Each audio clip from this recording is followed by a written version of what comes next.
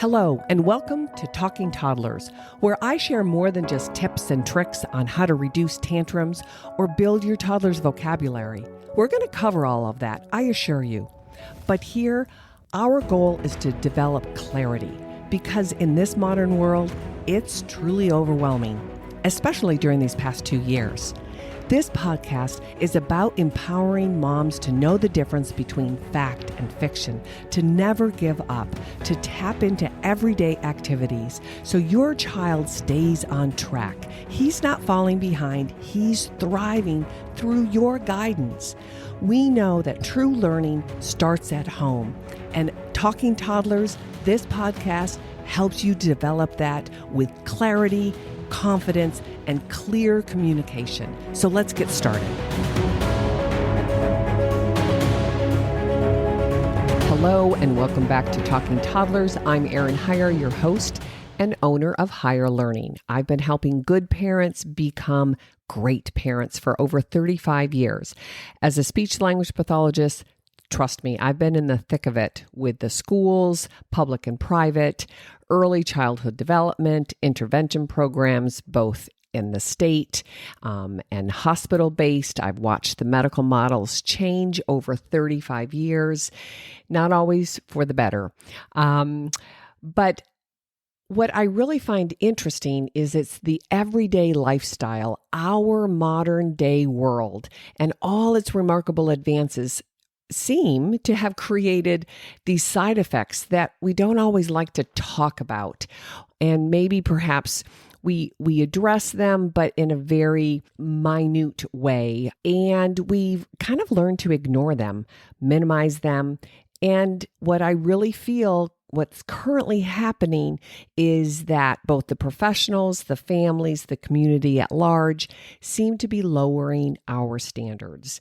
And so as I move forward with this podcast, with Talking Toddlers, I want to be more and more and more transparent, because my first and truest purpose is to speak my truth. My 35 years of practice, bringing it out in a broader audience so you new parents of a brand new baby or a 1-year-old or a 2-year-old or 3, 4, 5, 6-year-old.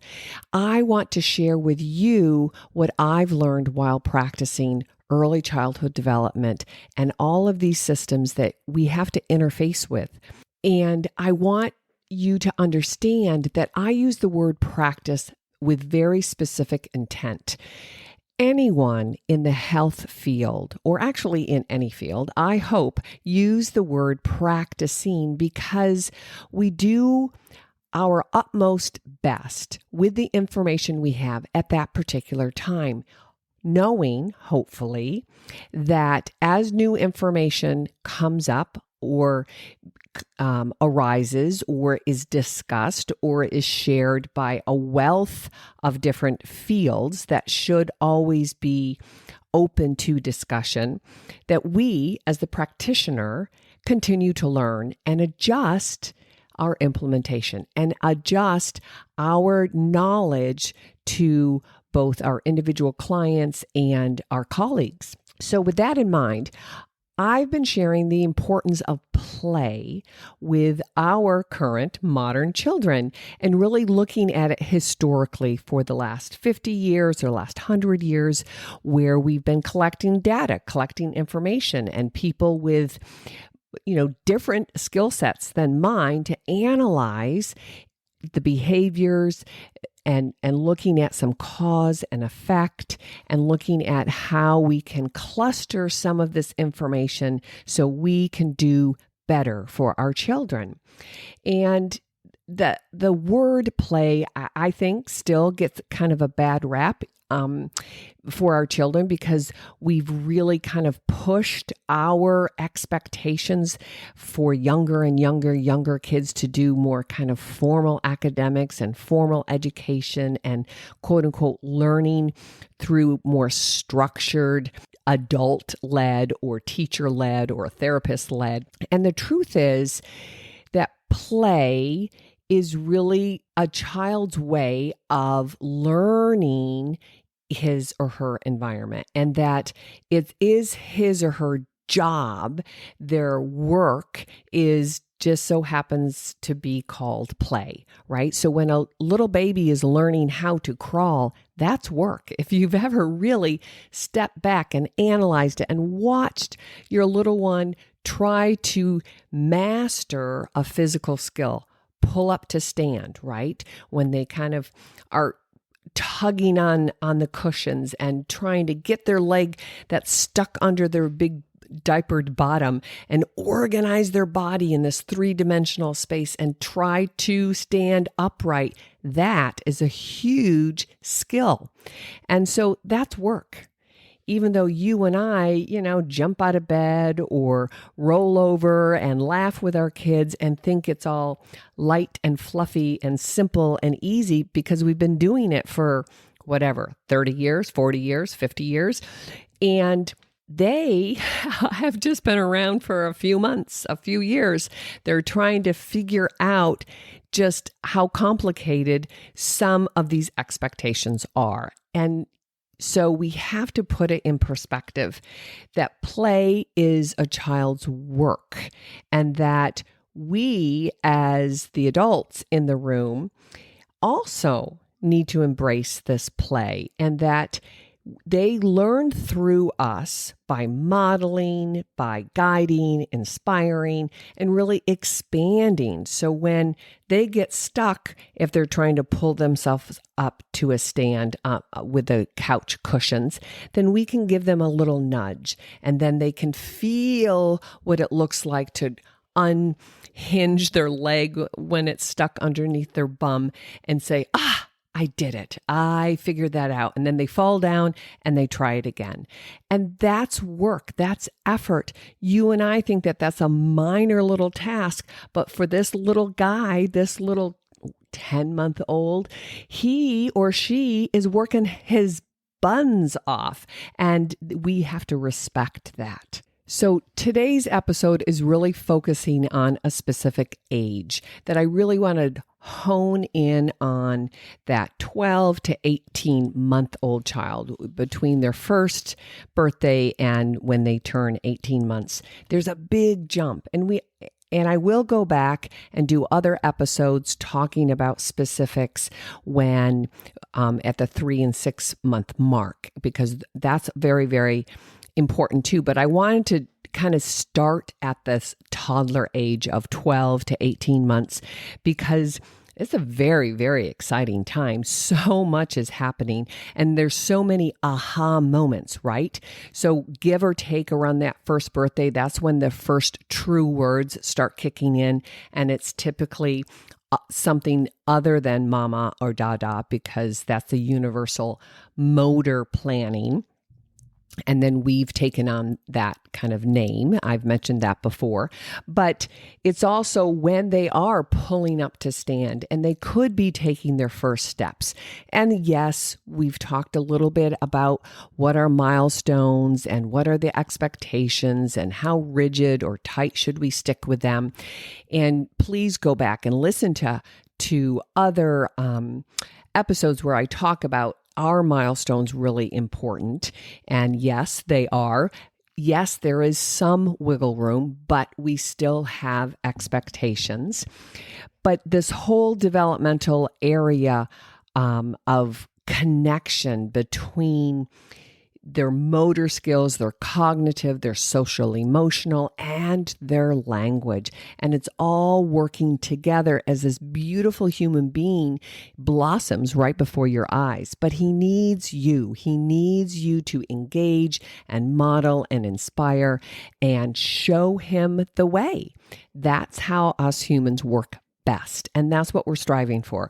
How can our children be the best version of themselves with a little bit of difference here and there and a little different color and flair and temperament and style, but our expectations are still fairly consistent across the board. When I look at a 12-month-old or a 16-month-old or a 20-month-old, there's a lot of consistency. So you, my listeners, probably work with toddlers or you have toddler in your life. And so you know that these areas are working together, that kids are constantly moving, they're trying things out. They're curious to do that. And that's what we should constantly be encouraging.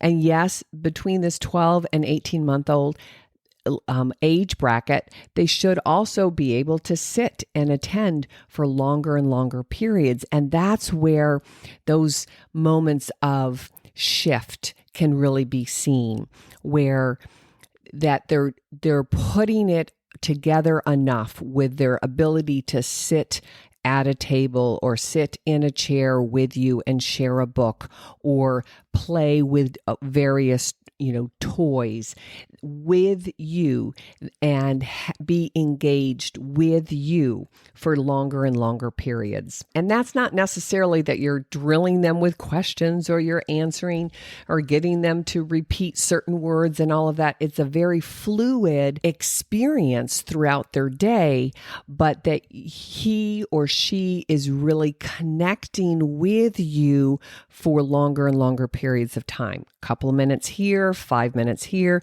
10 minutes when, later in the afternoon when they're a little bit more settled and they want to read a book with you. A lot of movement and sharing at different periods throughout the day. So at this time, I really want to address a question that continually comes up or a comment, and I hear it in Facebook groups. I see it in my practice with new parents, and I have throughout the years, that it's all about, that moms mostly they feel like they should have trusted their own gut, that when they started to ask questions like, is my child on track? Should I really, get an opinion, a professional opinion? And I want you guys to always be asking questions and always seeking help when you have a concern, when you have a question, that waiting is never the best choice. It really isn't. I don't know why pediatricians or why the medical community at large tends to have this wait and see approach. And I think it's become more and more their kind of go-to, and it's really not serving anyone. It just really breaks my heart each and every time when I take a new call and a mom says, I've been talking to my pediatrician for the last 6 months, 8 months, 12 months, and they've been dismissing my concerns or saying he's just a boy, he'll figure it out. And that drives me crazy. And so if you're listening to this and you have a concern, pick up the phone and start calling people, asking questions, and what's the big deal? You go and you meet with a professional and they play with you or play with your kid. You do a history. Maybe you can do some standardized testing. There are a number of standardized questionnaire forms that the parents can fill out or the daycare provider. You gather information and you say at the end, oh, wow, everything's groovy. That's cool. Let's keep going. And you have a benchmark there then that you can 6 months from now, you can look and review it and say, wow, look how far he's come. He is really on track. He is fine. And putting all of these pieces together, you have data, you have things that you can actually measure and use to put your heart and soul at peace, and knowing that when you watch your child sleep at night, that you don't have to worry, that you are doing a great job and he is in good hands. But if there is a concern, you want to know, how can I change it up a bit? What does he need differently in his daily routine to help close those gaps? And so my purpose, besides being very transparent and answering questions as honestly as I can, is also to prevent delays, prevent these gaps from getting bigger and bigger and bigger. And the truth is, there's so many red flags, so much information out there that it's not prematurely labeling a child. It's simply saying, wow, look, he's having difficulty attending and listening to your spoken language. What can we do to help him? Or, yes, he has a few words, but he's not really using them for purpose, or he's not expanding on them. 1 to 2-year-old kids should be acquiring 8, 10, 12 new words a day. And so there is so much that is going on from birth, those first 9 months in utero, but of course, but for those first 12 months and the first 24 months and the first 36 months, from speech to developing concept understanding and meaning of longer utterances, to the whole physical play and movement and being able to walk and climb and jump. And then there's developing grammar for your primary language.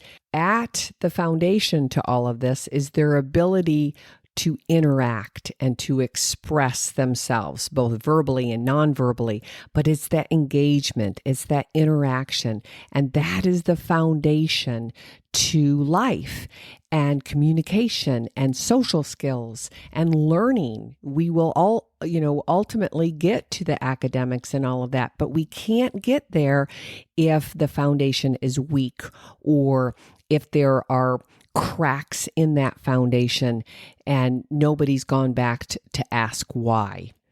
So let's go back to the topic at hand, which is play, and which is really work, which is really development, which is all of it.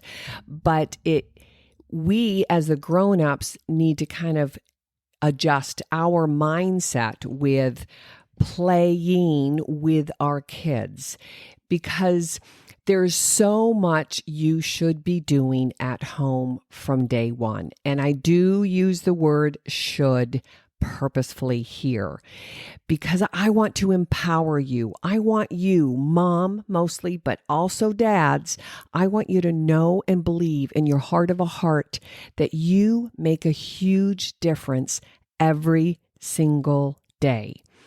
And so go back to episode number 14, where I talk about developmental milestones, because they are important. And so even if you need to get some therapy, some speech or occupational therapy, that's only going to be once or twice a week. It could be 20 minutes if you're going through a public school. It could be, a home visit once or twice a month. It's very, very, very limiting. And that's for a whole different conversation. But I want you, mom and dad, and the family system to understand the power that you have, that you can be doing each and every day. I spent 2 hours this morning at a private home helping mom and her sister clean out all the toys and thin them out and show them that her little boy really needs concrete, uncluttered environment so they can play with purpose. So they know exactly, they can take out one bin, here are a whole bunch of blocks, let's do it with purpose. Let's help him learn how to engage and have fun. Some kids need a lot more modeling. Some kids need a lot more hand over hand. And yes, this little guy has measurable developmental delays, but in the matter of 2 weeks, we have improved his ability to engage and vocalize, even though they're not real words yet, but he's certainly using a lot more varied sounds and noises and engagement, both verbally and non-verbally, and really enjoying it. And mom and dad and the extended family, they're all in it. And it's so exciting to say, you don't have to wait. This family was on a waiting list for a year. It breaks my heart that families have to go through this. And so my goal here is really to help families, new families, no matter if you know 100% that your kid is right on track and he's doing great, get confirmation, by listening to my podcast, by reading some of the articles that I have links to, by listening to other licensed people who've been in it too. And they don't always have to be licensed. I don't get me wrong, because there are a lot of experienced moms out there that have great advice. But I want you to know that you don't have to wait, that you interact with your child each and every day, whether you give him a bath or you're feeding him or you're, changing his clothes. The other thing was I was encouraging this family to playfully getting him engaged with those everyday things, teaching him how to take his shoes off and put them on the tray by the front door, to put his toys away when he's all done, and we all cheered and he cheered and everybody's happy. That you can turn any activity into a learning experience, i.e.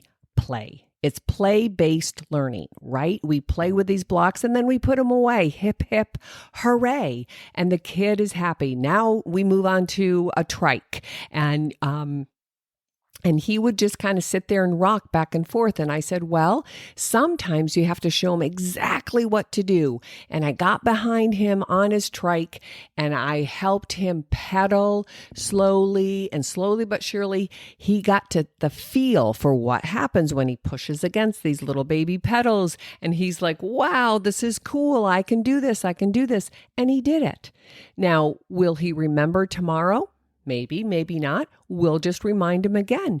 And it's all a process. Some kids need a lot more hand over hand. Some kids have big gaps and need a lot of support throughout their day so they can gain those skills too. And we do it playfully. We meet them where they are, and we do it through those 7 stages or 7 types of plays that I talked about in previous episodes that I'll link to.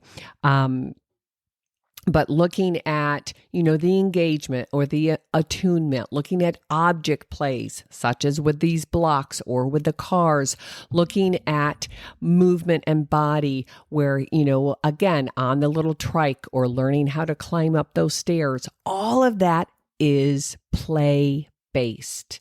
And that is where moms and dads really need to embrace and understand that it's work for them, but we can make it joyful. We can make it so exciting that he's learned how to go up and down stairs. That is just kind of the cat's meow to a 16-month-old or an 18-month-old, depending on their base skill, right? So I go back to these milestones because yes, kids do differ a little, but there's momentum involved. And so some kids will have what we refer to as splinter skills, right? They're scattered. And so it is important that parents understand how they can continue to help them move forward.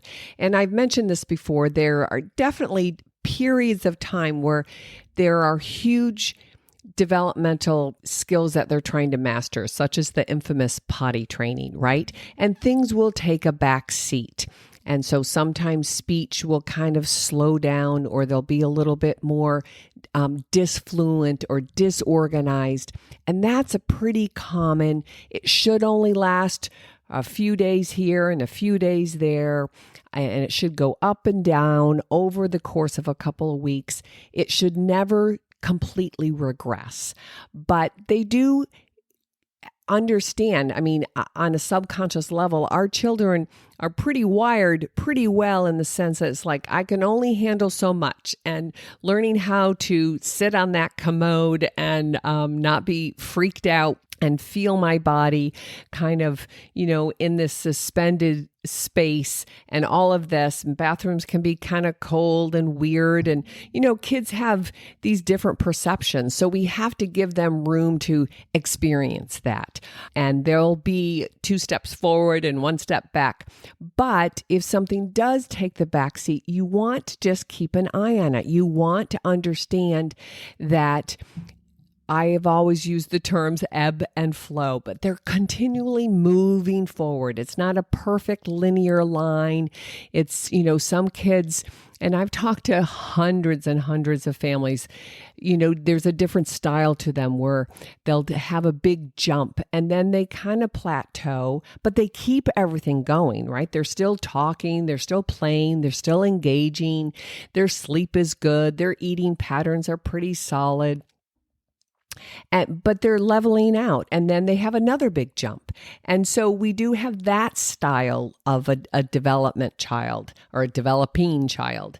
And then we do have these, wiggle up and wiggle down and wiggle up and wiggle down, but they're moving forward, and that they're not regressing and they're not just flatlining, that they haven't hit a complete plateau. And that's important because we have so much going on between those first birthday and their third birthday.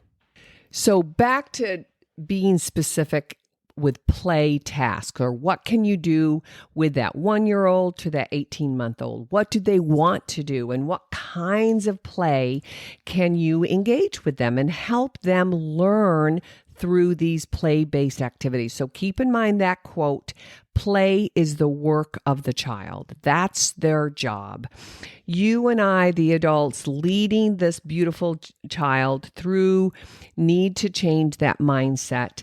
These are just kind of stories that we tell ourselves that, kids will figure it out themselves, or all kids are different. I'm not going to worry. I'm going to just kind of, turn my head and have faith that he'll figure it out. Or sometimes a story that we could tell each other is that, he's teething, that's why he's cranky, or, he's just not a good sleeper. We kind of give him these labels. All kids, go through these phases. I shouldn't really compare this kid to that kid, or my neighbor's kids, or my older kid. All of these stories that we keep telling ourselves. And I hope that my message resonates with you, not to sit on it, not to wait, that I've said before, we're building brains, that brains aren't born, that we have to build them through some effort, some energy, true engagement.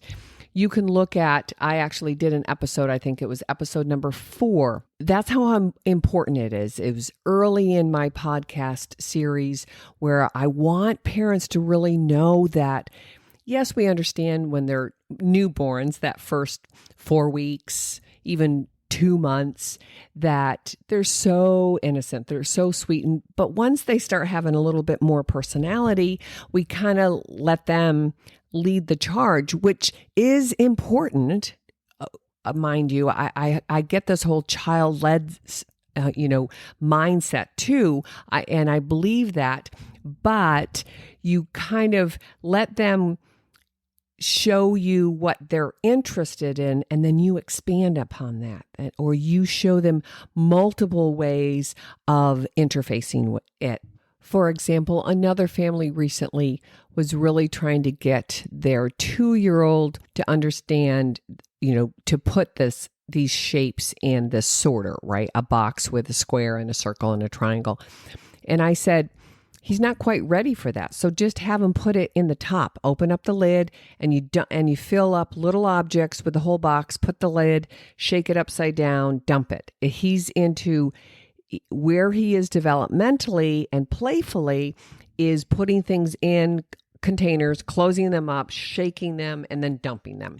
And that's where he is developmentally. He's not ready to match a square and a circle and a triangle, but he likes to put things in places that usually don't belong. But so what we did was showed him how you can take a wide variety of your toys and put them in different containers and mix them up. And then we also helped him sort, like, when we're all done, we're going to put the blocks in this box, and we're going to put the pretend food in this box, and we're going to put the cars in this box. And then we showed him how things were organized, and that some things are similar and some things are different. We can mix them all up, and then we organize them again. And we did that for several sessions. And then the little boy started really kind of intuitively understanding how things get put away when we're all done. Now, is it perfect? No, he's 2 years old, but we can do the cleanup as playfully as we can do the task at hand. So keep that in mind, that it's really about how we can take what they're interested in and expand upon it, put a little twist, and help through modeling and prompting and suggesting how they can take it to the next level. Also, keep in mind that it's okay for kids to struggle. It's okay for kids to put in some effort, and that's part of the learning and the playfulness or the playing in all of these things. And I do it sometimes with kids who are trying to get containers pulled apart, or if, they're trying to roll something out and I stand behind them and I put a little pressure, I show them with their shoulders or with their elbows how they can flatten something out if they're doing with Play-Doh or putty or this or that they have to put a little effort into it. So remember to demonstrate your work involved, and that work can be playful too. And it can be very rewarding, very satisfying to work through something and get out on the other end. And, like I think I've shared with you guys before, in my late 20s and 30s, I really found my sense of play again. I got really serious in my 20s, and that was kind of boring, but, not much fun, right? And I really was introduced to road biking, right? Cycling. And I loved climbing hills. I was, that was my jam. And it was harder than hell sometimes. I mean, I sweated bullets and my legs would ache. But to do that, to push yourself through something and then get to the top, and it's like, wow, that was so gratifying. And that's what we want our kids to feel like, that work and sweat and effort when we get to the other side is awesome. And if we don't get to the other side, then we're going to keep trying, right? Try again or ask for help. But that putting in effort can be very, very rewarding. And so we have to demonstrate that. And I am such, a ham and a play actor, and kids and parents will often look at me like, wow, I never even thought of that. Like, I'm play acting, trying to get the lid off of, a container. Oh my gosh, this is hard. Oh, what do I do? What do I do? And I try again. And you just role play this, and they look at you and they laugh and then they come back the next day or the next week, and they grunt and groan and play act just like you did. It's amazing how much they really pay attention and really understand when you are in it purposely with them, and that you are demonstrating that what we're doing here, playing with this Play-Doh or playing with the blocks or the cars or whatever you're doing, that it's meaningful, that you're important, and that I'm giving you my undivided attention, whether it's 10 minutes or 20 minutes or 30 minutes, whatever you got, or whether, you're just in it with them when they're taking a bath, or that you snatch, a tickle and a giggle and a laugh and a peekaboo when you're changing their diaper. Whatever it is that's really engageable, and that they're connecting with you on a joyful, playful, meaningful event.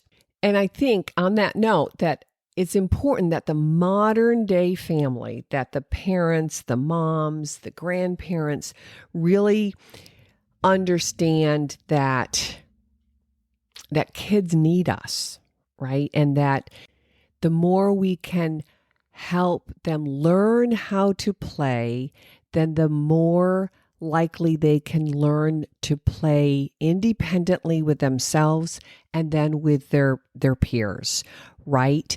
And we all know that there's parallel play between that, first year and second year and up to their third year. They don't really engage with their peers socially with purpose and intention and turn taking and all of that until after their third birthday. And so it's really on us to help them develop those skills by playing with them. So let me share with you some of my favorites that you can focus with your 12, 14 month, all the way up to their 18 month, right? And looking for more kind of solidary and self-play. They're not really ready to play with you to share, but you can do it side by side. And that's where that modeling kicks in. And most kids need demonstration. Most kids need some hand over hand or some suggestion to, if you're doing dress up, to take the scarf and wrap it around your head and walk around with a little purse and, model your new outfit, or they will show you what they're interested in. And as I said before, you expand upon that. You help them set it up and then they can work through it. They can feel through it from objects like dress up, but also zippers or snaps that you can help them feel what it looks like or feel what it feels like as they zip back and forth with a little purse. And again, do some struggles, think and wonder, what can I be doing with this object? I wonder what I could do with these cups. Do they all go inside of each other? Do they stack on top of each other? Can I line them up from big to small? Can I, put the blue ones together and the green ones together? And, or can I feed my baby dolls? Can I do all of these different things with a cup? So it's the object playing, but it's also movement. So this age group is really, really big into gross and fine movement. They're still a little clumsy, as you know, but they're working through walking fast or running, climbing, crawling, swinging, and they need our help sometimes, right? If they're scurrying over some rocks, in your backyard or by the creek or whatever, you hold their hand and you help them really feel the ground underneath them. And the more that they manipulate their body in space, the more they're wiring the brain. But they have to do a lot of gross motor skills. And then they hone in those fine motor skills. So they'll be grabbing things and touching things and feeling things with closer and closer, finer discrimination with their fingertips. But things like building or dumping or mixing, they do a lot of walking, go to the park, go in your backyard. I mean, when my daughter was 15, 18, 20 months old, I've shared with you, her biggest thing was like mastering stairs. And we'd make it down like 2 houses down the road. And then, but that would take us 30 minutes because every step that she would see, she would have to practice on. I was out with a couple of kids the other day and they were just mesmerized by the leaves blowing off the trees here in Vermont, and looking at the shadows and the rocks and, noticing how things were different with the wind and the sun and hiding, behind the bushes and how it felt cold on the grass and things like that. And I was just pointing things out and they were just having lots and lots of fun with becoming aware of their environment and just literally just playing, on the grass and playing, a very modified version of hide and seek where it's really just, noticing kids they were mostly 3, but just noticing kids that they're behind the rock or they're hiding by the bush and that kind of thing. But they were just enjoying the moment and having fun outside in different elements, feeling and laughing and being together, right? But this age group also looks at, and so they were slightly older, but you can do that with a 15 and 18 month old, hiding behind the tree and boo, boo, or hiding behind the bush, even though they can see you and go, boo. And so all of that kind of physical movement play. Also, this age group really thrives with building block towers, lots and lots of lids or sliding tops, looking at locks and latches. And, what I really wanted to point out here was you don't have to spend money with this age group. You can find things around your house. You can look at, lots of Tupperware, or you can, if you do have puzzles, you'd have to purchase them, of course, but get them really, really simple and very, very basic, and they will do them over and over and over again. They love stacking cups and just putting things together, different size of plastic cups with a big bin of, beans, or different sizes of beans, black beans versus lima beans, and really helping kids learn how to manage and pour from one to another and dumping it, stacking nuts and bolts, and they like to turn things. And, you can look around your house and find things that will help them organize their movement with objects.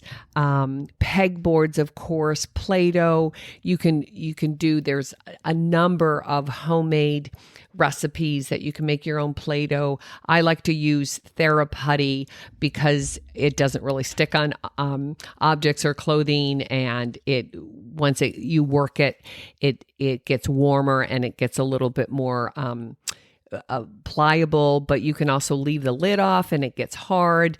It's a great tool to have. We hide things in it like little objects, and they have to find them and rescue the animals. Of course, there's that kinetic sand, but you can just go outside and do dirt and water and make mud.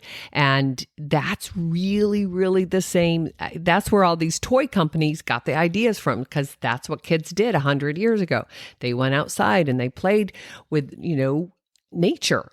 But it's, using those same concepts. You don't, especially for those first couple of years, you don't need a lot of expensive toys and all of this. You can use everyday objects. You can give them a little feather duster and they can help you around the house. That they, you can look in your kitchen and say, okay, what can I give them that's safe, that they can play with at their leisure as they're learning how to manipulate objects and rotate their wrists and hold on to, a cup that's full of water versus a cup that's full of sand, and the different weights that I have to adjust my movement in this play. And, they also really, especially at this age, really want to be with you and do things with you. So let them, like I said, give them a little feather duster or give them a cloth and say, here, you wipe off the table, you wipe off the chairs. They really want to be with you. And so to help around the house, give them, here, wash the window. It can be dry, but even if you want, you can go outside and they can do the spray bottle on the sidewalk or on the front porch, or wash this post and learn how to squeeze that spray bottle or shake a bottle. Lots of different natural movements.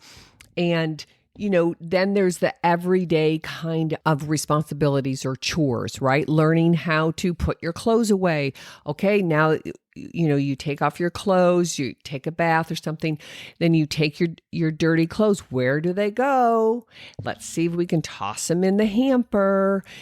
Make it playful. All of this is language-based, it's movement-based, it's understanding how their day works, understand how they can interact and contribute to the family.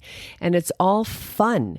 And I think that that's my message for this week, is to make your everyday fun. And it's not going to be fun 24/7. You know that, I know this, but you can help them learn how the world works through playful like activities that are classically playful, but also, putting your laundry away or sorting the laundry or folding the towels.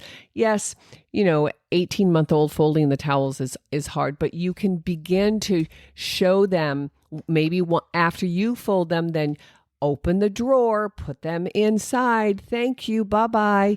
And you show them where they belong. That to them is helpful and playful and fun and successful, and they're doing it with you. And I guess that's my main purpose, is that it doesn't have to be complicated. It doesn't have to be expensive. It doesn't have to be quote unquote curriculum based.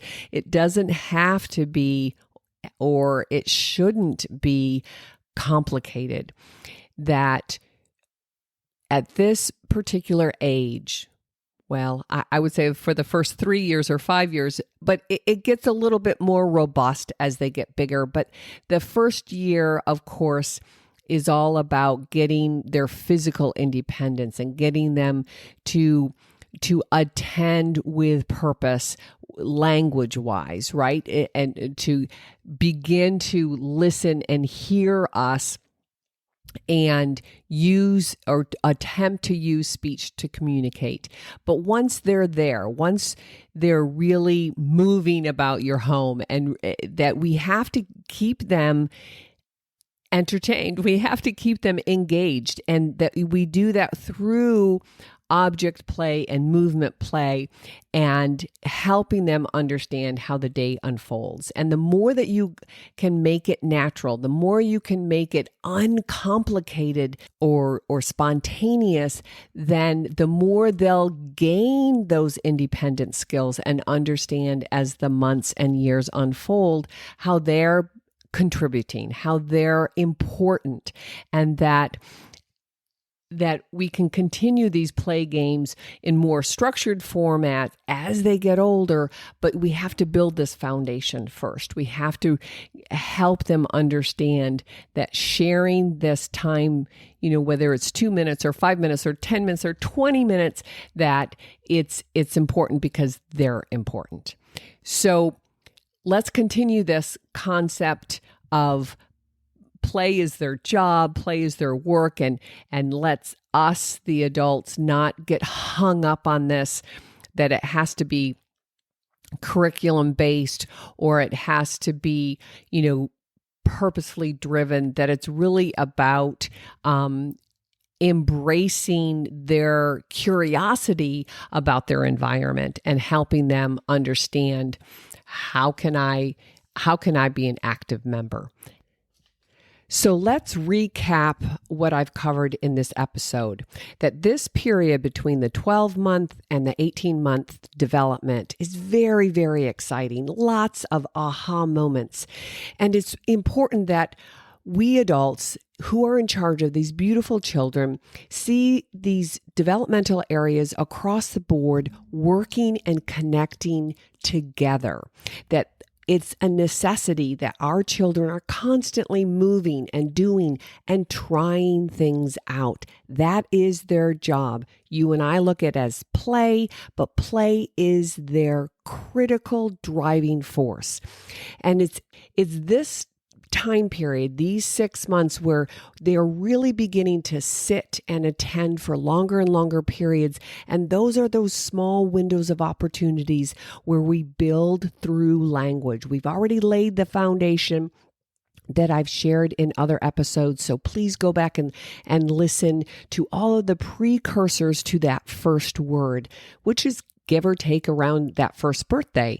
And that's why these next 6 months are remarkable, and how all of these things are pulled together, and that this genuine engagement with you, with objects, with the environment really shines and is so exciting for your kids, for us as the adults, for their future. And that this steady improvement, that you see a steady improvement daily, almost weekly, in motor, cognition, language, and social engagement. And what what's happening through their activities, through their play, through their trial and error, is that we see better and better self-control or regulation, that they're being purposeful in their gross coordination and development, in their fine motor skills, and in their thinking through language and experience.